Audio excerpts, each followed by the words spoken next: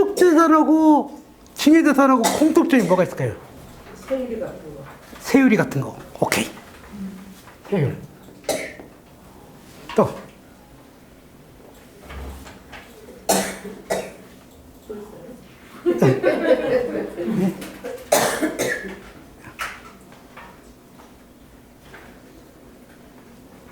뭐가 있을까요?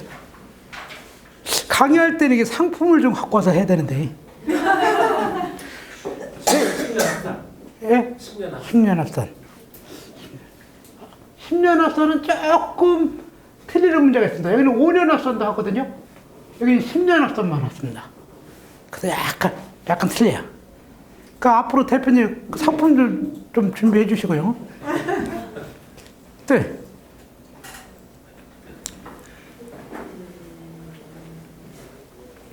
또 뭐가 있을까요?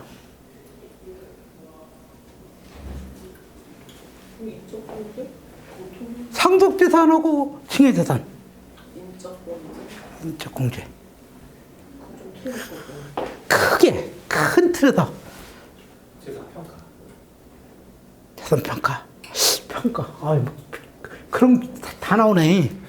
근데 제가 생각한 의도는 이게 아니고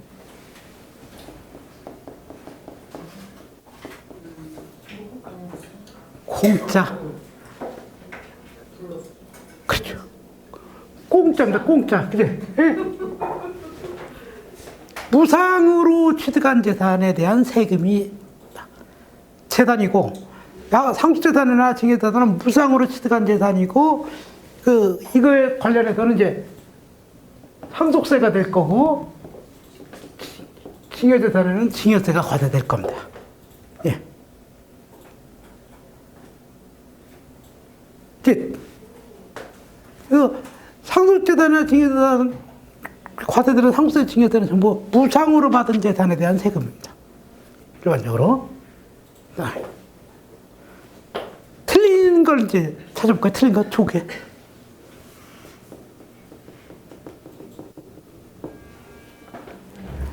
무상으로 재산을 받는데 상속재산이나 징여재산은 받는 시점에 따라서 상속재산이냐 징여재산이냐 이렇게 구분합니다. 어느 점을 기준으로, 어느 시점을 기준으로 이렇게 구분할까요?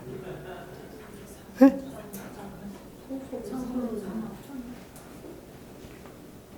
주는 사람이 사망한 후에 받는 게 상속재산이고 생전에 받는 것이 징여재산입니다.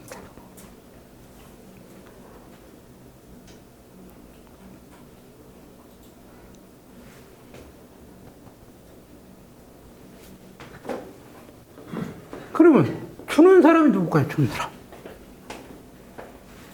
상속재산에 주는 사람을 뭐라고 그래요? 피상속인. 징여재산은? 징여. 그러면 주는 사람이 있으면 받는 사람이 있어야 될 거 아니에요? 받는 사람 누구예요? 상속인. 수준자.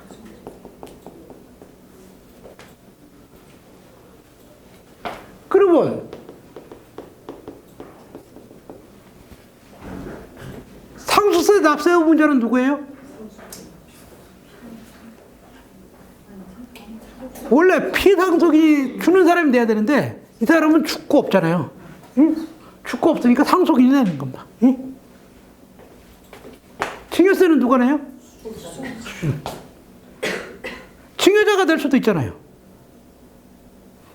그것도 가해진.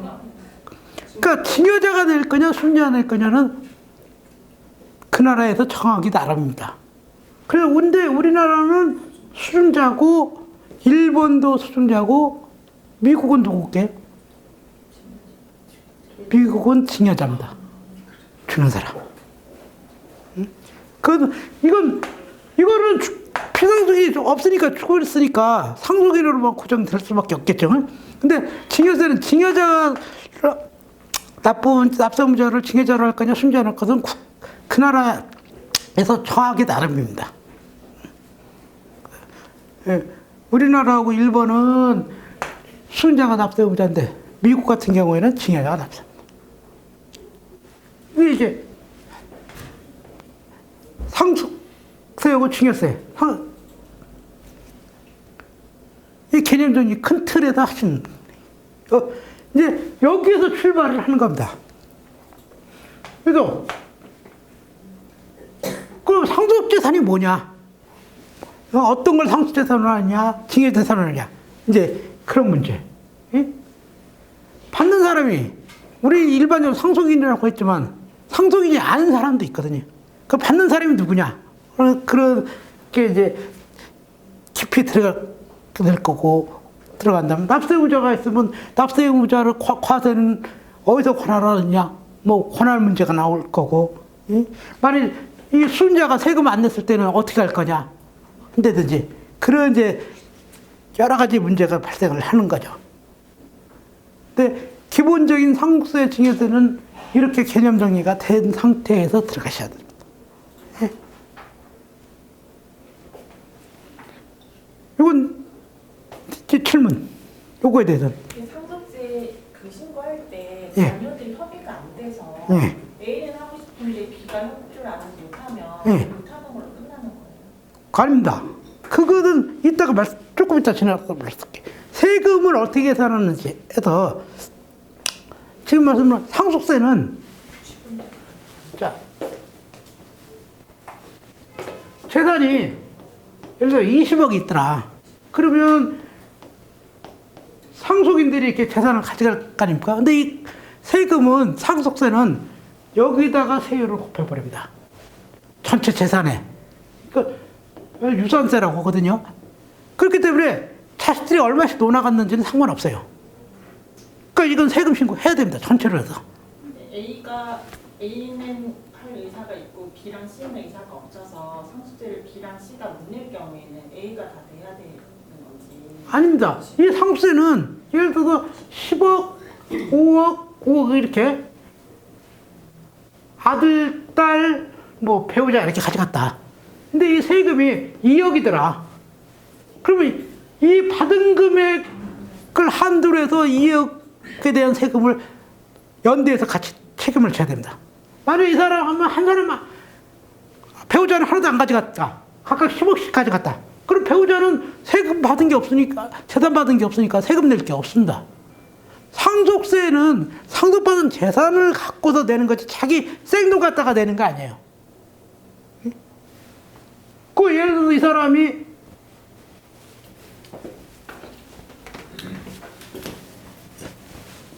(1억을) 받았다. 1억. 근데 세금은 2억이에요. 이 사람들이 안 내고 도망가고 어떻게 난리 났어. 그러면 이 사람한테 받을 수 있는 돈은 1억밖에 안 됩니다. 예? 이 사람한테 징수를.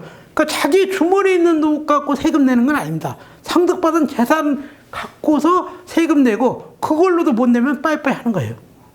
예? 재산 분할이 안 되면 저것도 안 되는 거예요. 재산 분할 안 하면 우리는 기본적으로 민법상 지분으로 봅니다. 민법. 그 연대에 납부 의무가 있어서 네. A가 신고를 해서 B랑 C가 납부할 수 있는 상황이 안 되면 네. A가 납부를 해야 되는 거예요. 아니죠. 우리는 그런 거 관계없습니다. 그러니까 과세관청에서는 오히려 민원은 이 상속인들과 다툼이 있으면 좋아요. 세금을 여기서 거두고 무슨 일이 있으면 자기들끼리 고발하고 막 빼먹고 그런다고 그렇기 때문에 과세관청 입장에서는 상속인들 다툼이 있는 것이 오히려 훨씬 조사하기도 좋고 그렇죠. 그러면 상속 포기하지 않는 이상은 지분대로 세무서에서도 일단은 다 고지를 하는 거예요? 그렇죠. 일단 민법 그 증여 등기 아니 상속 등기가 안 돼 있으면 민법상 지분으로 받은 걸로 봐서 이렇게 세금을 안 냈으면 고지를 하죠. 고지를 하면서 예를 들어서 이제 고지할 때는 이렇습니다.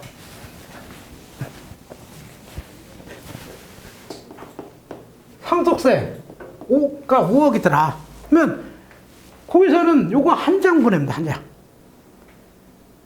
해놓고 여기다가 명세서를 보내요. 그래서 아들 3억, 딸 1억, 배우자 1억.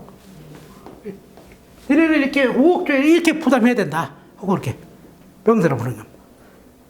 아들한테 뭐 3억짜리 보내고 딸한테 1억짜리 보내고 이렇게 보내는 게 아니고 전체 거 한 장 보내면서 니들이 부담해야 될 세금이 이만큼이다 하고 이렇게 통지하는 겁니다. 그 상속 받는 사람들이 서로가 합의가 안 돼가지고 예. 이제 뭐 분쟁 중이다, 분쟁 중이다 일 경우에도 예. 그게 판결이 끝나지 않아도 세무서에서는 이렇게 추정을 한다는 그렇죠. 말씀인 거고. 이렇게 뭘 안 했다. 그러면 이걸 지분대로 하면 세심은 이걸 예를 들어 상속세를 7억이라고 하자. 7억이라고 하면 아들 지분은 몇이에요? 1, 배우자는 1.5 되겠죠.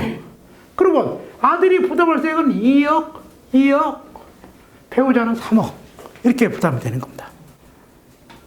그래갖고 나중에 뭐 법원 판결을 받아갖고 지분이 확정이 됐더라. 그러면 그거대로 다시 고치면 됩니다. 근데 전체적인 세금 이거는 변동이 없죠. 그러니까 별도로 그렇게 세무서에서 신경 쓸 게 없죠. 자기들끼리 할 일이. 재산 분할이 안 되고 등기전이 안 되고 그냥 돌아가신 분 여기로 계속 있는 경우도 가능해요. 그렇죠. 우리는 이렇게 본다는 거죠. 민법상 지분으로 소유한 걸로. 국세청은. 지금 그런 식으로 그게 전혀 분할이 등기가 상속 등기가 이루어지지 않으면 어떻게 하냐? 뭐 전부 다 그럼 상속 등기 안 하죠. 세금 안 내리려고.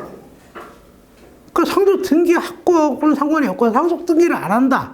그러면 우리는 그 세법에서는 상속이 이루어지면 일단 상속 개시일 날 돌아가신 날 민법상 지분으로 분할된 걸로 분할 소유한 걸로. 그랬다가 이제 등기를 했으면 그 등기에 따라서 협의 분할 등기에 따라서 그 몫을 계산하는 거죠. 근데 이 1번 같은 경우에는 이렇게 가져간 사람 있잖아요. 가져간 사람의 재산에다가 세율을 곱합니다. 이것을 유산 취득세라고 합니다. 취득한 거에 대한 세금이니까. 거기서 그러니까 지금 말씀하신 대로 상속인들 간에 다툼이 있으면 골치 아프죠. 이걸 재산 20억을 나눠야 되니까. 근데 우리나라 같은 경우는 유산세 체계에서 그냥 재산 20억에 대해서 뭐 공제할 거 공제하고 그냥 큰 유산 남겨놓은 전체에 대해서 세금 계산하니까 상속인들 간에 다툼이 있든 없든 그건 상관이 없죠. 우리 세금은. 상속 등기를 안 하고 예. 몇 년이 있어도 고지를 안 하는 거는 뭐 10억 미만 어쨌든 해당 사항이 그렇죠. 금액이 적으니까 안 하는 거지. 금액이 큰 거 같으면. 예. 왜냐면 그 사망한 자료가 전부 국세청으로 통보가 됩니다. 그래서 상속 개시 자료라는 게 나와요. 그 사람 누가 죽었다. 예? 이게 그 등기 전하면 등기 전했다고 해서 상속세 과세 자료전이라고 해서 나옵니다. 예? 그럼 친구 그러기 때문에 일단은 빠져나가지는 않을 거고 말씀하신 대로 크게 세금 상속세를 과세할 만한 금액이 안 돼서 그냥 처리해버리고 과세미달 쳐서 활용 처리 과세미달 처리한 거지 뭐 신고 안 해도 그냥 안 하면 넘어간다 그건 아닙니다. 근데 대부분 저희한테 오시는 분이 예. 연대 납부 의무가 있어서 A 입장에서 예. 나는 하고 싶은데 협조가 안 돼서 안 되는 거고 예. 할 수 있는 방법이 없느냐 보는 예. 경우도 있거든요. 예. 뭐 그럴 때는 가능하다 하고 수임을 해야 됩니다. 그렇죠. 그리고 이게 하면 나중에 서로 간에 민사상에 이제 다툼이 벌어지는 겁니다. 상속인들 간에. 내가 원래 그 세금이 원래 내 몫으로 내야 될 세금이 5억이라 이 세금이 한 3억이다. 3억이라 하면 10억을 가져갔으니까 나 1.5억을 내야 되는데 내가 이 3억을 다 냈어요. 그러면 이 두 사람한테 받아야죠, 돈을. 이 사람들이 내야 될 세금을 받았으니까 이건 민사상으로 해결해야 될 일이죠. 국세청에서 그 해결해 줄 일이 아닙니다. 예? 민사적으로. 상속인에도 남이요, 그죠? 남이 내야 될 세금을 대신 내줬습니다. 예? 그러니까 그 사람한테 돈 받으려면 재판에 갖고 민사상으로 내놓을 수, 좋게 해서 안 주면 재판에 가야죠. 근데 안 내도 상관이 없다는 말씀인 거잖아요. 어때요? 불법상 내 지분만큼만 세금을 내면 되고 다른 사람의 그 상속세는 안 내도 아니요. 아니요. 다 내야 돼요. 예. 주 상속인이 다 내는 거예요. 국세, 이것은 국세청에서 세금 받기 좋은 사람한테 가서 그냥 받습니다. 정해진 게 없어요. 아까 얘기한 대로 세금이 3억 나왔는데 1억 받았다 재산. 그러면 이 사람한테는 1억까지밖에는 못 가져간다는 것 뿐이지. 예? 그러니까 어떻게 보면 세 사람 중에 제일 만만한 사람이라든지 재산이 그 현금화하기 좋은 재산이 있는 사람 그걸 갖고 하는 거고, 이것은 반드시 세납처분인을 상속재산에만 하는 게 아니고 금액 갖고 따집니다. 이 사람이 1억을 받았는데 1억 다 써버렸어요. 없어요. 그러면 상속재산이 하나도 없네 하는 게 아니라 이 사람 본래의 재산에 압류하고 처분한다. 언제까지? 1억까지. 금액을 갖고 따지는 거지 재산을 갖고 따지는 게 아니에요. 상속재산 다 팔아치우면, 재산만 갖고 따진다면 상속재산 다 팔아치우면 세금 취소 못 하잖아요. 그러니까 상속재산이 아니고 받은 재산 금액 1억을 받았다. 그러면 1억까지 세금을 책임을 져야 되는 겁니다. 자기 재산으로. 그건 자기 본래 재산은 아니죠. 자기 받은 재산 갖고 내는 거니까 그걸 어디다 팔아먹어서 그런 거지. 없어서. 이해하시겠어요? 누구든 자식 중에 누구든 한 사람은 다 내야 된다는 말씀인 거예요. 그리고 나머지는 이제 알아서 원래는 똑같이 다 내야 되는 거죠. 자기 내야 되는데 좋게 해서. 문제에서 안 낼 경우에는 그것은 세무서에서는 받기 편한 사람한테 받는 거예요. 왜 받기 편한 사람한테 받냐? 그 주장해도 소용없습니다. 아, 나는 내 목 냈으니까 다른 사람은 다른 사람한테 받아라. 그렇게 주장해야 효력이 없어요. 혹시 그 분쟁을 하다가 세무서에서는 이미 과세를 했잖아요. 예. 그래서 주된 이제 상속인이 냈다, 예. 세금을 냈는데 혹시라도 저 분쟁하는 두 사람이 자녀들이 안 받겠다 차라리 예. 해서 이제 뭐 법적으로 판결이 났어요. 예. 그러면은 이미 상속세 신고할 때는 뭐 자녀 공제라든가 뭐 이게 다 들어갔을 거 아닙니까? 예. 근데 들어가서 세무서에서 고지했는데 그 판결이 뒤후에 나서 자녀 공제가 이미 들어갔는데 두 사람은 다 포기를 했잖아요. 그러면 주된 사람이 또 그 수정 신고해야 돼요? 그 참. 아니, 그 말씀이 맞는데 뭐가 있냐면 지금은 자녀 공제 받는 게 없습니다. 뒤에 말씀을 드릴게요. 자녀 공제는 금액이 얼마 안 돼서 자녀 공제를 받는 게 아니고 일괄 공제라서 5억 원을 받기 때문에 그 변동이 없습니다.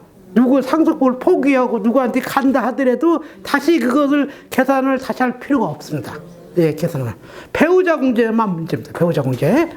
딱 그 뒤에다 말씀을 드릴게요. 공제사항은. 또요. 그러니까 이런 식으로 궁금한 것을 물어보시라는 거죠. 6개월 이내에 예. 상속 자산을 양도하면 예. 그 양도한 가액이 기준시가액에서 양도세를 안 내. 아, 그건 있습니다. 그건 제가 평가 시간에 말씀을 드릴게요. 그 자산은 양도 자산이에요. 아니. 그건 제가 다시 정리해서 말씀드릴게요. 지금은 여기 그 관련된 얘기. 그러면 제가 그 평가, 아까 얘기 드린다고 했잖아요. 그 평가 관련해서 말씀을 드리고, 일단은 요거에 대해서 이제 누가 세금 책임을, 그래, 궁금한 것도 있잖아요. 그걸 계속 물어보십시오. 물어봤고. A가 답답해서 저희들한테 대주로 오는 사람인데 예, 예. 자기가 다 내야 되는 상황이 두려워서 이제 포기하고 안 해버리는 경우들이 되게 많거든요. 실질적으로 저희가 그러니까 이제 두 가지입니다. 두 가지. 지금 그럼 우리 납부에 대해서 말씀을 드릴게요. 납부. 그 입장에서 어떻게든 예. 해서 신고를 하게끔 해야 되는데 예. 그 입장에서는 그게 싫어서 이렇게 예, 그걸 말씀을 드릴게요. 그러면.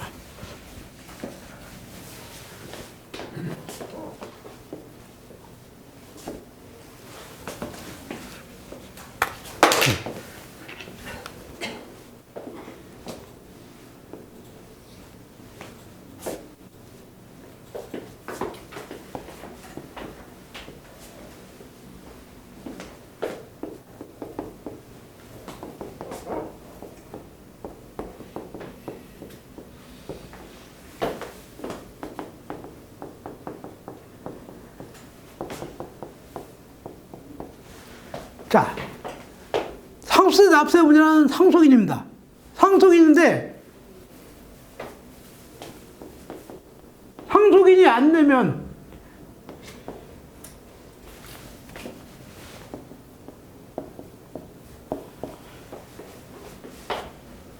예를 들어서 상속세가 5억이더라.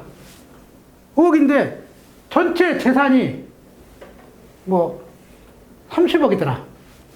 그럼 30억분에 각 상속인들이 받은 자기 지분 갖고 만큼의 세금을 내야 되는 겁니다. 그 예를 들어서 누가 10억을 받았더라. 6억으로 해야 되겠네. 10억을 받았더라 하면은 이 사람은 내야 될 세금이 3분의 1이니까 2억 원이라는 세금을 내야 되는 거죠. 근데 이 사람이 2억 원을 세금을 안 내면 누가 내느냐? 이제 값이 2억 원 내야 되고 을이 3억 원, 배우자가 1억 원. 이거 자식 합시다. 이 자식이 2억 원을 안 내면 다른 자식하고 배우자가 이 세금을 내야 됩니다. 같이. 근데 그 내는 것이 한도가 있다는 거죠. 뭐냐? 상속 재산 받은 것까지만 내는 거겠죠. 그 쉽게 해서 자기 돈은 안 내놓고, 응? 자기 본래의 재산은 안 내놓고 상속받은 재산 갖고 상속세 내는 겁니다. 이렇게. 이걸 연대납부를 합니다. 원래는 상속인이 자기 받은 만큼의 지분에 대해서 세금을 내야 되죠. 전체 세금, 상속세 중에. 그래서 그 상담을 온 사람이 나 세금 그것 때문에 안 내겠다. 곧바로 해서 상속재산을 받지 않으면은 그 사람은 상속세 납부 의무가 없습니다. 돈을 하나도 안 받았으니까.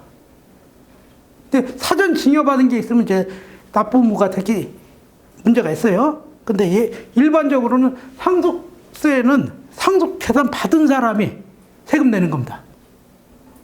그 재산 하나도 안 받았으면 세금 안 내는 거죠. 근데 그게 현금이면 괜찮은데 다들 부동산일 경우에는 예. 자기 가지고 있는 게 없으니까 팔리진 않고 그러면서 포기하거나 어떻게 될지 모르는 경우가. 그러니까 부동산 자체를 자기가 상속을 안 받으면 세금이 없는 거고, 만약 부동산 상속을 받았다. 그럼 그 담보로 해서 뭐 빌리든지 해서 세금 내야 되는 게 유리하겠죠. 그 은행 이자하고 세금 안 냈을 때 붙는 이자하고 비교해서 어떤 싼 걸로 해야 되겠죠. 응? 그러니까 자기가 상속재산을 하나도 안 받는 경우가 아니면은 상속세를 내야 됩니다. 책임이. 본인 지분만 받아서 세금 내는 건 괜찮은데 본인 거는 받고 싶은데 다른 사람 세금까지 내줘야 되는 경우의 수가 도래할 수도 있어서. 그것은 막말로 형제들이 나쁜 사람들 상속인 붙어갖고 안 구갖고는 우리가 정상적인 사고 방식은 받은 만큼의 비례해서 세금 내는 거니까 서로 문제될 건 없는데 형제들이 그렇게 했다. 그러면 분할할 때 그 세금까지 감안해서 자기 걸로 가져올 수밖에 없겠죠. 그러니까 본인 것만 납부하고 나머지 체납시키는 근데 아니에요. 제가 얘기했잖아요. 아니면 그럴 때는 저희가 상담을 할 때 네. 어차피 그러면은 신고를 못 하는 거잖아요.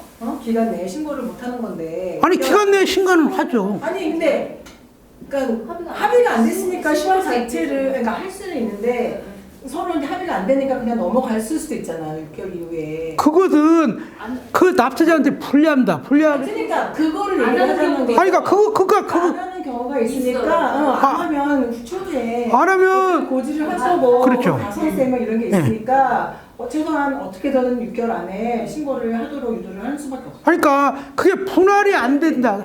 그 분할 등기가 안 됐다면 아까 얘기한 대로 민법상 지분으로 가져감으로 세금 계산을 합니다. 자, 가져가든 안 가져가든 상속세 자체는 계산이 되잖아요. 네. 상속세가 예를 들어 3억 뭐 7억이 됐더라. 7억이 나오면 여기에 상속인이 아들, 딸, 배우자가 있더라. 그러면 아들 지분 1, 딸 지분 1, 배우자 지분 1.5. 그럼 전부 3.5가 되니까. 에? 배우자 같은 경우는 3.5분의 1.5의 지분에 대해서 세금 책임이 있다는 식으로 신고만 하는 거고, 나중에 이게 변동이 되면 변동된 대로 하는 건데, 문제는 요 전체적인 상속세가 바뀌는 게 아니잖아요. 안에 요 누가 부담해야 될 세액들이 바뀌는 것이지, 예? 전체적으로 상속세 얼마 낼 거냐는 누가 가져가든 뭐 그거 관계없이 달라지는 건 없죠. 이제 배우자 공제 그런 문제는 있지만 일반적으로. 응? 근데 세무서에서 보조할 때는 네. 동산만 가지고 해요? 통장 벌어 내고 가지고? 다죠. 그럼 상속조사는 아니고 상속조사는 아니고 아니, 그러니까 그건 상속재산은 제가 잠깐 있다가 말씀을 드릴게요. 상속재산은 말씀을 드리는데, 하여튼 일단은 어마운트 큰 팁만 낼까? 네. 일단은 뭐 상속 등기가 안 됐든 분할이 안 됐든 그거하고는 세금 신고하고는 아무 상관이 없는 겁니다. 왜? 전체 금액 아까 얘기했던 1번처럼 가져간 사람들이 얼마 가져갔냐에 따라서 세금을 계산한다면은 그것이 확정이 돼야 되기 때문에 문제가 되지만, 우리나라는 누가 가져갔느냐에 관계없이 전체적인 거 갖고 세금 계산을 하겠고, 그렇다면 누가 가져가든 어떻게 가져가든 세금 계산은 달라지는 게 없다는 얘기입니다. 응? 이제 배우자 공제 하나는 있는데 그거 말고는 뭐 달라지는 게 없어요. 그게 그렇기 때문에 이제 별 문제, 납세자들이 오셔갖고 서로 간에 다툼이 있어서 상속재산 분할이 안 됐는데 어떻게 해야 되느냐, 그런 문제가 있으면 그렇게 하고, 그리고 만약에 이제 나중에 세금 문제에 관련해서 내가 책임져야 될 것 같다 그러면 그 사람한테 원래 가져가야 할 목에다가 세금을 더 얹혀서 내가 가져갔겠다고 그런 식으로 협의를 하시면 되지 않겠나. 응? 니들이 세금 책임 안 지니까 어차피 내가 책임져야 되니까 내가 하여튼 세금까지 내가 전부 책임지겠다. 그렇게 해서 재산을 가져가면 되지 않겠느냐. 그렇게. 아까 그 상속 받은 재산 한도에서 세금을 걷어간다고 했잖아요. 예. 근데 만약에 내 건 다 냈어요. 예. 근데 딴 사람 지분을 못 냈어요. 예. 그래서 내 건 다 냈는데도 내 거를 또 압류할 수 있다는 거예요. 연대보증 때문에. 그래도 그 재산 가액이 안 넘는다면, 내가 예를 들어서 5억을 받았어요. 예? 5억을 받았는데 내가 이 중에서 내 세금이 1억을 냈습니다. 그러면 아직도 4억이 남았잖아요. 그러면 4억 범위 내에서 남이 내야 될, 다른 상속인이 내야 될 걸 책임져야 된다는 겁니다. 세금이 아니라 그냥 재산 돈, 안에서 그래, 가져가는 예, 금액에서 금액. 그러니까 상속 재산이 아니고 상속 재산 가액, 금액을 기준으로 가는 겁니다.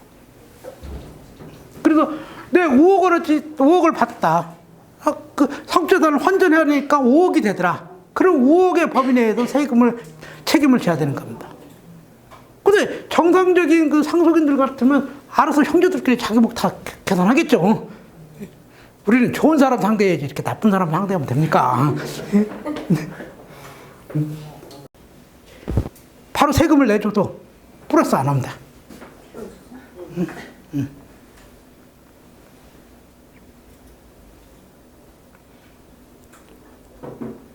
요즘은 그 외국에 사는 자식들 많잖아요.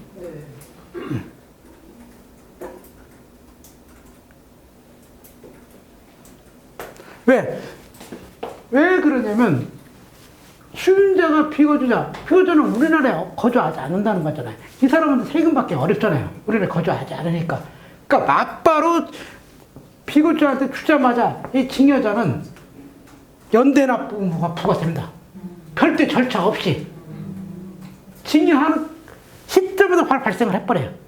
그러니까 그때 증여하면서 세금 내줘도 납부무가 있어서, 연대납부무가 있어서 납부를 해주는 거기 때문에 증여재산에다 플러스 안 합니다.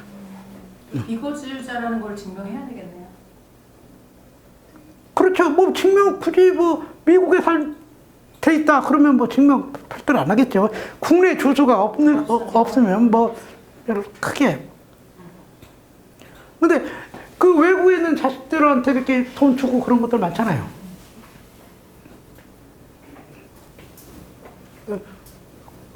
그건 이런 방법을 이용하면. 무조건 비거주자는 뭐 기간은 없나요? 뭐가? 증여 시점에서 현재 비거주자. 그렇죠. 그거 받고 나서 다음 달에 나와도 상관없어요. 아니, 그게 한국에서 이제 거주자, 그 말씀이 그렇게도 생각하는데, 거주자가 되려면 한국에 들어오면 바로 거주자가 되는 게 아니라 183일이 지나야 됩니다. 네. 그러니까 바로 거주자가 안 되는 거죠. 이거는 거주자냐 비거주자냐 판단은 징역 시점에서 판단하는 거예요. 그 후에 신분이 달라졌다고 해서 달라지는 건 아닙니다. 응? 오늘 이거 오늘 4시간 해야 될 것 같다. 죽어나겠네. 응? 죽어나. 그러니까 제가 보통 이 체계적으로 그런 거 이렇게 여러분들이 질문하실 때마다 그 꼭지 삼아서 말씀을 드리는. 얘기 나오고 이제 납부모자 때문에 그런데 자 상속세는 상속받은 사람이 세금 내는 거고 징역세도 징역세도 받은 사람이 냅니다. 우리나라는 받은 사람이 내. 그 다른 상속인들이 안 냈다 했을 때는 상속 재산을 받은 사람은 누구나 다 연대해서 같이 세금을 책임져야 된다. 세금 책임지는데 한도가 있다는 거죠. 뭐냐? 받은 재산 가액의 범위 내에서. 내 돈 갖고는 안 되지만 받은 재산 가액 거기에 대해서는 책임을 져야 된다. 징역세는 받은 사람이 세금을 내는데 받은 사람이 못 냈을 때는 준 사람이 세금을 책임을 져야 됩니다. 근데 준 사람이 책임지라고 통지를 받기 전에 내주면 그 징역세는 징역재산에 플러스를 준다.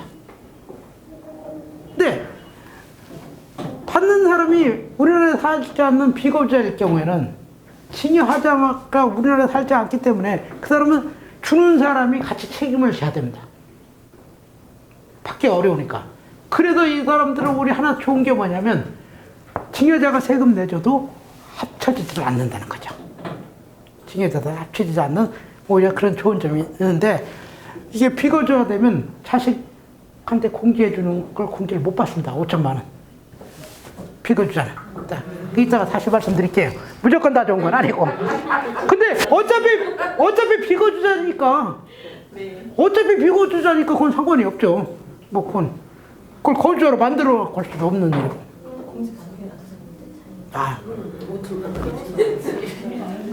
그건 한 번만이죠. 공제라는 것이 줄 때마다 공제받으면 그게 좋은데 10년에 한 번 공제해줍니다. 공제를. 그렇기 때문에 그 재산을 자주 징여한다면 뭐 비거주자나 거주자인데 그때는 차이가 없죠.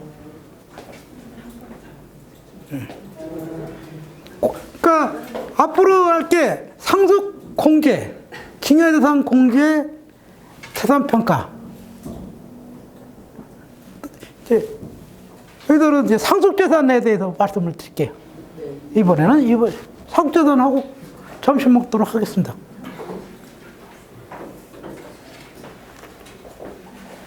여기도 더 질문, 그러니까 여기서 지금 다 의문사항을 해소 가셔야 돼요. 응? 질문 없어요? 여기서 더?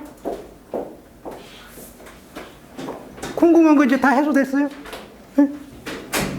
확실히? 거기에 의해서 이제 계속 연결되면 더 좋겠어요. 저희가 지금 이렇게 왜냐면은 이제 상담을 할 때 케이스 바이 케이스로 하니까 저희가 딱 지금 이제 전문님께서 이렇게 해주시면은 정립은 되는데 그래도 그 상담 사례들을 보면은 왜냐면 하나에 갖고서 이렇게 갖기가 곤란한 게 그러니까 어느 때는 그 전반적인 사례를 만들어야 돼요. 그러면 그 사례가 아니라 소설을 써야 돼요. 소설. 가까이 케이스가 다 적용되는 그런 경우를 만들어 갖고 소설을 써서 읽어야 된다.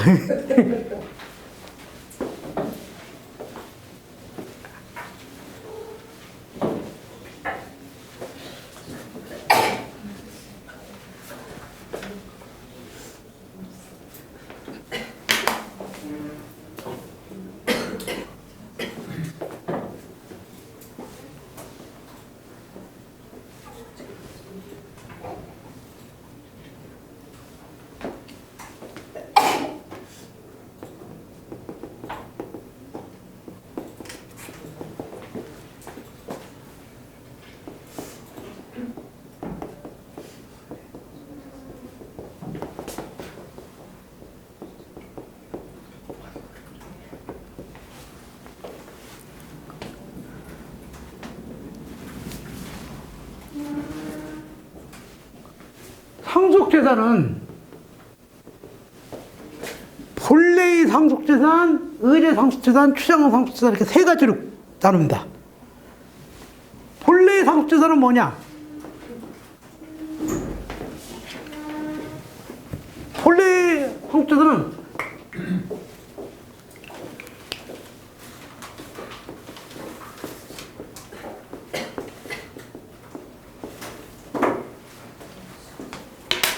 죽었을 때 남겨놓은 재산, 죽을 당시에. 이게 본래 상속재산이죠. 예? 그리고 남겨놓은 재산에 대해서 세금 계산하는 게 상속세입니다. 예? 원칙이 요 죽었을 때 남겨놓은 재산, 그거 갖고서 세금 계산을 합니다. 근데 이게 대원칙이죠. 근데 어떤 문제가 있느냐? 예. 의제는 뭐예요? 상속재산은 아닌데 상속재산을 본다는 겁니다. 그럼 뭐야? 상속재산이 아니다. 그럼 민법상으로 이 죽은 사람 재산이 아니란 얘기예요. 어떤 게 있느냐? 신탁, 이익, 보험금, 퇴직금. 이 죽은 사람이 내 재산을 신탁해갖고 그 수익을 남은 걸 다른 사람이 가져가요. 그럼 이 재산은 누구 거냐? 법상으로는 가져간 사람 재산입니다. 보험들하고 보험 사고 나면 누가 돈 가져가죠? 보험 수령자. 이때 이 재산은 누구 거냐? 민법상으로 보험금 가져간 사람 겁니다. 근데 그 보험금을 받기 위해서는 뭘 넣어야 돼요? 보험료 내야 되죠. 죽은 사람이 보험료 넣었어요. 받아가는 사람 자기 돈 하나도 드는 거 없이 죽은 사람이 보험 들어가고 보험료 넣고 해서 사고 나니까 돈 가져간 거예요. 그 이 사람이 자기 재산이나 똑같잖아요. 자기가 만드는 거나. 그러니까 죽은 사람의 재산은 아니지만 죽은 사람 재산하고 똑같다는 거죠. 그래서 그 재산에 대해서는 상속세 과세하겠다. 자식이 부리니까 뭐. 그건 아니죠. 그 죽은 사람이 불입해서. 응? 이 퇴직금 뭐게요? 직장 다니다가 죽었어요. 그럼 퇴직금 받아야 될 거 아니에요. 근데 죽었으니까 다른 사람한테 줘야 되겠죠. 유족들한테. 이때 퇴직금은 민법상으로 누구 거냐? 가져간 사람 재산이라는 겁니다. 근데 이 퇴직금은 왜 생겼어요? 죽은 사람이 직장 다니기 때문에 생겼잖아요. 그러니까 이 사람의 민법상 재산은 아니지만 실적으로는 이 사람이 남겨놓은 재산이랑 똑같다는 거죠, 성격이. 그래서 이 세 가지에 대해서는 이 죽은 사람 재산은 아니지만 우리가 세금 계산할 때는 상속재산으로 똑같이 취급해서 세금 계산하겠다. 그래서 이 세 가지가 있는 겁니다. 여러분들 상속포기나 한정승인 같은 거 들어보셨죠? 네. 상속포기나 한정승인을 효력이 유지되려면 상속재산에 손대면 안 됩니다. 그죠? 네? 상속재산에 손대면 그 효력이 없어져요. 그죠? 근데 요것은 상속인들이 가져가도 된다. 왜요? 민법적으로는 이 재산은 피상속인의 재산이 아니에요. 우리가 세법에서 상징법에서 세금 계산은 상속세를 과세하려고 죽은 사람 재산으로 보는 것 뿐이지 민법적으로 법적으로는 죽은 사람 재산이 아니라는 얘기니까. 그러니까 이런 건 가져가도 한정승이나 그 상속포기 효력에는 아무런 문제가 없습니다. 응? 이해하시겠어요? 상속포기나 한정승인 했다가 상속재산에 손대면 그건 무효입니다. 그 효력이 없어져요. 상속포기 안 한 거랑 똑같습니다. 응?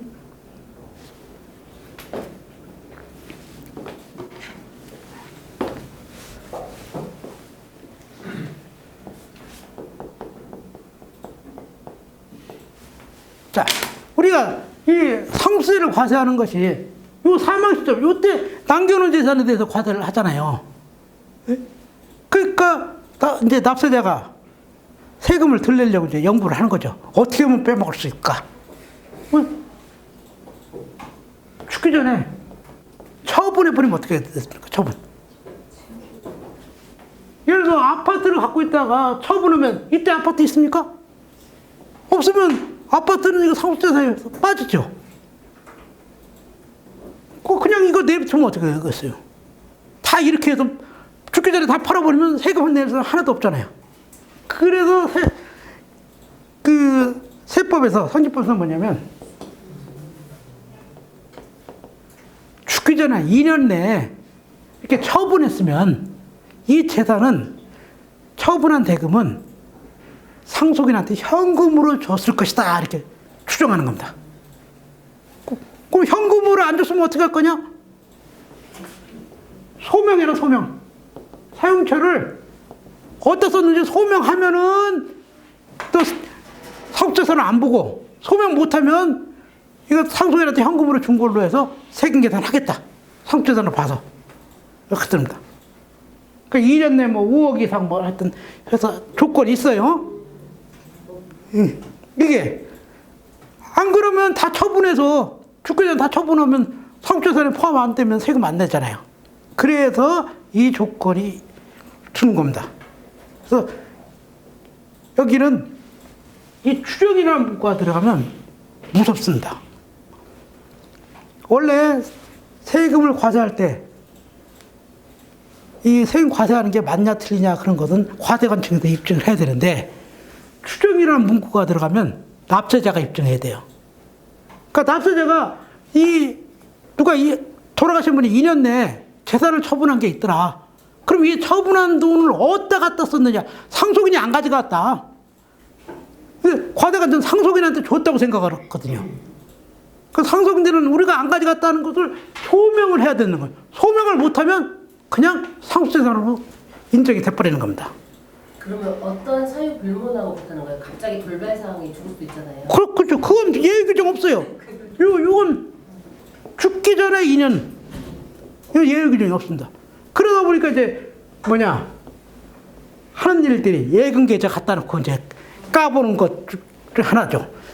그동안에 몇 년치 이렇게 돈이 어떻게 흘러갔느냐. 그 흐름을 파악해서 그걸 상속재산으로 넣어야 될 거냐 안 넣을 거야 하는 게 그겁니다. 그게 이 규정 때문에 그렇습니다. 이 규정.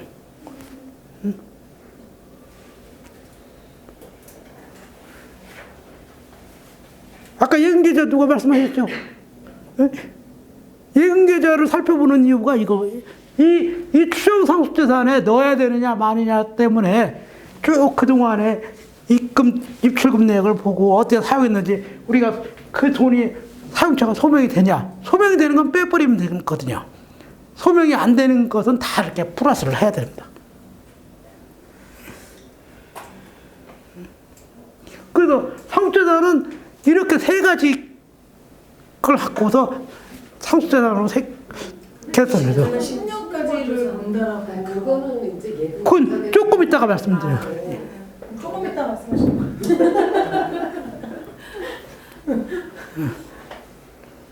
그 조금 이따. 점심 먹고.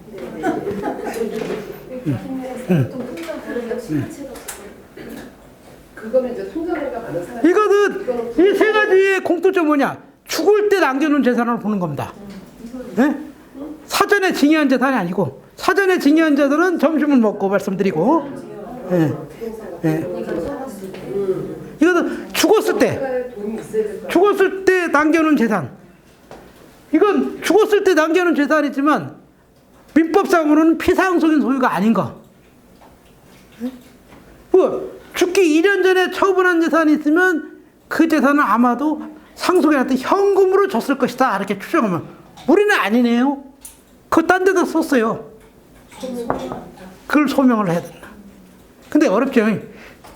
아버지가 땅 팔았으면 아버지한테 가서 아버지 그 땅 파는 돈 뭐에 했어요? 물어보면 네가 알아서 뭐해? 그렇죠. 왜 물어봐? 돈 필요해? 그러니까 이제 지금은 단위가 크면 사용처를 메모를 해놔야 된다는 겁니다. 근데 예를 들어서 그렇게 2년 전에 딴 자산을 예. 현금을 A라는 자식이 가져갔어요. 예. 그러면 이 납부해야 될 세금은 A가 내야 되는 세금이 되는 거죠. 나머지 자식들은 아니죠. 그것은 이따가 말씀을 드리는데 일단 가져갔으면 상속재산은 빼지만 사전 증여재산으로 해서 증여세 과세하고 또 플러스합니다.